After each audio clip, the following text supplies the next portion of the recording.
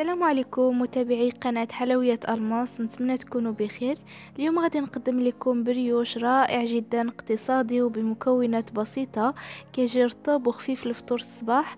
فإلى عجبكم الفيديو لا تنسوا الاشتراك في القناة والضغط على زر الجرس ليصلكم جديد الوصفات، ونخليكم مع المقادير وفرجة ممتعة.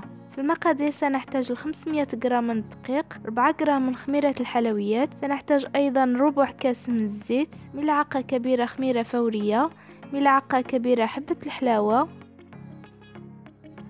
سنحتاج أيضا لبيضة واحدة، 3 ملاعق من السكر، رشة ملح، القليل من روح الفاني، وأيضا ماء دافئ للعجن.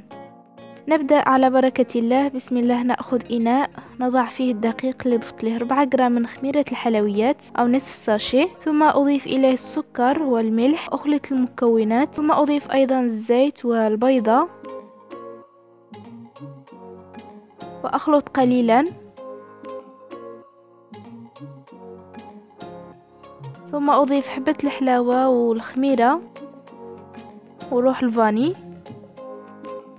ثم نجمع بالماء الدافئ. لا داعي لدلك العجينة، مجرد نجمعها فقط.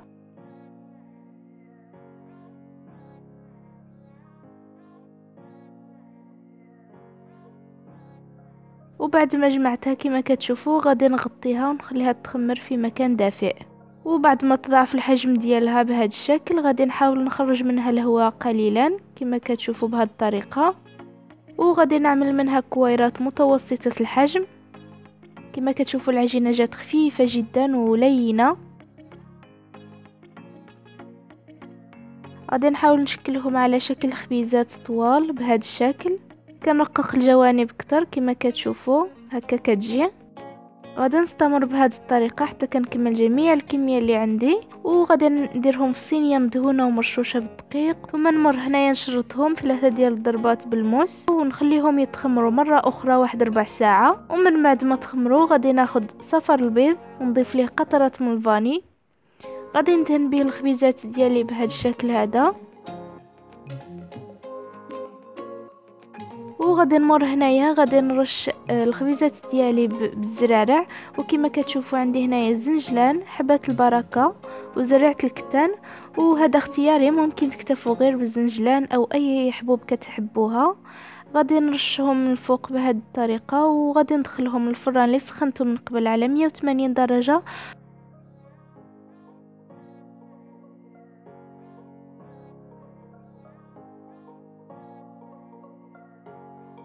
وها كيفاش كيجيو الخبيزات ديالنا كما كتشوفوا رائعين مع هادوك الزرارع اللي درنا فيهم، كيزيدوا ليها البنه فاش كيتحمروا في الفران، وخفاف مثل القطن، والمذاق اروع مع نكهه الحبه الحلاوه اللي فيهم.